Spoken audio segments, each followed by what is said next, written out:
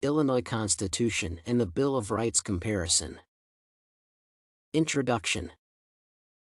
The United States Bill of Rights was passed in 1978.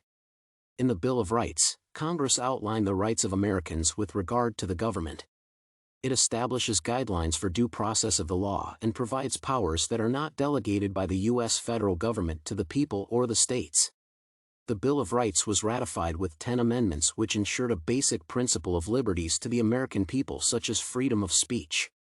While the Bill of Rights and Constitution provide general regulation, each state has its own constitution which is to be followed as well.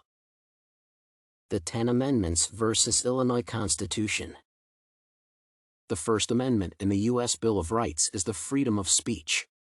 This is one of the basic and essential rights of all Americans, which outlines that everyone can express freely and openly their ideas and opinions, so long as it is peaceful. It also protects the right to individual religious beliefs and practices. With the First Amendment, Americans are allowed to declare ideas or beliefs through the press or protest and approach the government with these concerns to make change.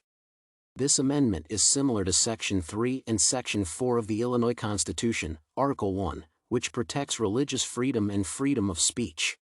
It is written that exercise and enjoyment of religious beliefs and profession is guaranteed to all without discrimination, and in no case shall anyone be denied civil or political rights due to their religious beliefs. All persons also are free to speak, write, and publish their opinions so long as with good motives and for justifiable reasons. In terms of the second comparison, it is feasible to emphasize the contribution and the role of the Fourth Amendment in the American Bill of Rights.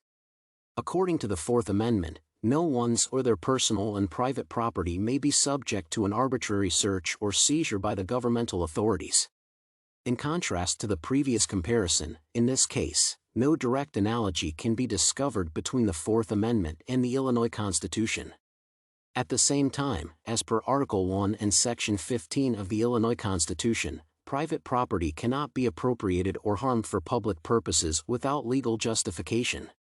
In this situation, both statements are correlated regarding the legal protection of private property. Concerning the third collation, it is possible to compare the Sixth Amendment of the Bill of Rights and Section 8 of Article 1 of the Illinois Constitution. According to the Sixth Amendment, people who are accused of committing crimes are additionally given appropriate rights, including the opportunity of a speedy court trial and a jury trial that is free from bias. As per the Illinois Constitution, in criminal cases, the accused is entitled to a speedy court proceeding by an unbiased jury from the county where the alleged crime was committed.